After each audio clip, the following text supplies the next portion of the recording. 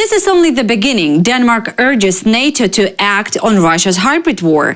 Denmark's Prime Minister, Mette Frederiksen, has warned that Russia's hybrid war against Europe is only the beginning and called on NATO to respond more decisively. Speaking after a series of drone incursions into Danish airspace, Frederiksen told the Financial Times that Moscow's goal is to divide and destabilize Europe through drones, cyber attacks and sabotage. Frederiksen stressed that higher spending on drone defenses and cybersecurity will not be enough and urged NATO to deepen discussions on how to counter such threats. She also underlined that even though the source of the latest drone incidents is not yet confirmed, Russia remains Europe's main enemy.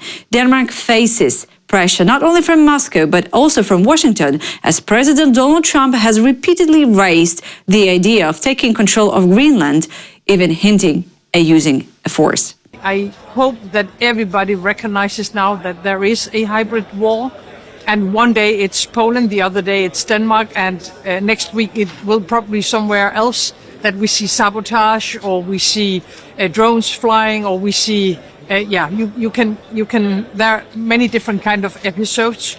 So I see this from a European perspective. There is only one country that are willing to threat us, and it is Russia, and therefore we need a very strong answer back. The European Union has urged Russia to stop all military activity around the Zaporizhzhia nuclear power plant, warning of the growing risk of a nuclear disaster. The plant, occupied by Russian forces since 2022, has now lost connection to external power for the 10th time since the start of the war. It is relying on emergency diesel generators to cool 6 reactors and maintain basic safety systems. EU officials say the prolonged outage could eventually put those safety systems at risk. Brussels insists that Russia must withdraw its troops and equipment from the facility and return it to full control of the Ukrainian authorities. Ukrainian President Volodymyr Zelensky says the situation is critical. It is the 7th day, and by the way, there has never been such an emergency before. The Zaporizhzhia nuclear power plant. The situation is critical. Due to Russian shelling, the plant is disconnected from power, from the power grid. It is supplied with electricity from diesel generators. This is extraordinary. The generators in the plant are not designed for this.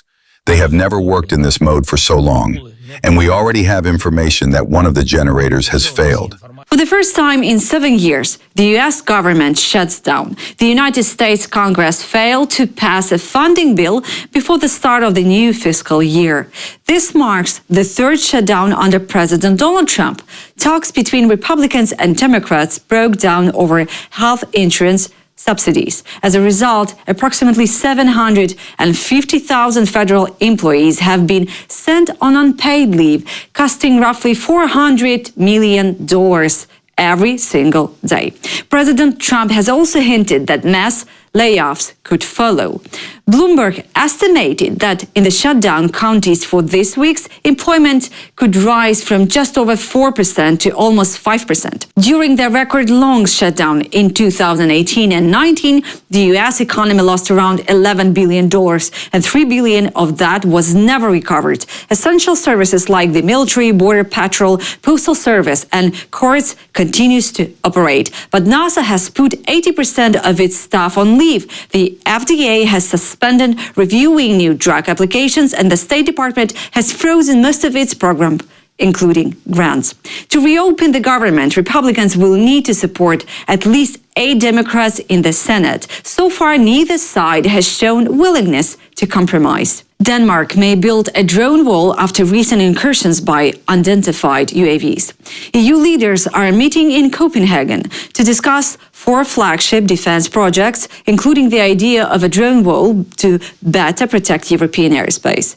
The move comes after a series of drone incidents. Last week forced 6 Danish airports to shut down temporarily. Prime Minister Mette Frederiksen suggested Moscow could be behind the intrusion.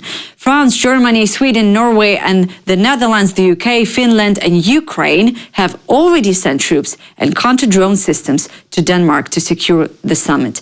Many European leaders have openly blamed Russia for repeated violations of European skies, from drones over Poland to fighter jets crossing into Estonian airspace. Trump talks but doesn't act. That's how the Washington Post describes the US president's approach.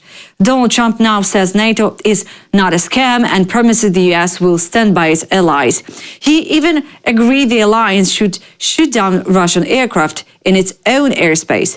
But at the same time, the Pentagon is cutting funding for European defense and no new sanctions against Russia have been introduced. His rhetoric on Ukraine has shifted too. Trump claims Kyiv can take back its old land, calling Russia a paper tiger, but words have not been matched with new aid. Instead, Trump suggested the US would sell weapons to Europeans, leaving it up to them to decide how to use them. So the question remains, should anyone believe Trump's words? As the Post notes, his latest social media post ended with a telling message: good luck to both countries. We will supply weapons to NATO. After that, good luck to everyone. The West must finally recognize that Ukraine can win its war against Russia.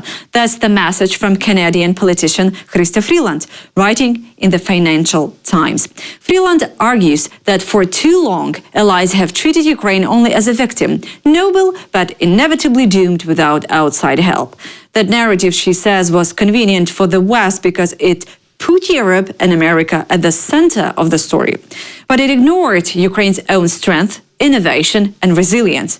She stresses that the Ukrainian armed forces have proven themselves as the one European army able to stand up to the Kremlin. And in her words, Ukraine today is more like Silicon Valley than the Pentagon, building, testing and deploying drones and missiles in a decentralized way, often using artificial intelligence.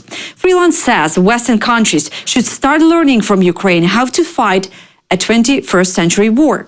Deals like Copenhagen's 67 million euros billion plan to build Ukrainian defense factories in Denmark, she argues to show the path toward. The Canadian envoy also welcomed German Chancellor Friedrich Merz's proposal for a 140 billion euros loan to Ukraine backed by frozen Russian assets. She called it a turning point, proof that Kyiv's victory is in Europe's own interest. Her conclusion is blunt. It's time to stop seeing Ukraine only as a victim and to recognize it as a potential winner. A strong, secure and prosperous Ukraine, she writes, would not just shield Europe, but make the entire world safer by proving that no international recognized state can simply be annexed by force. That's all for now. For more content, please subscribe.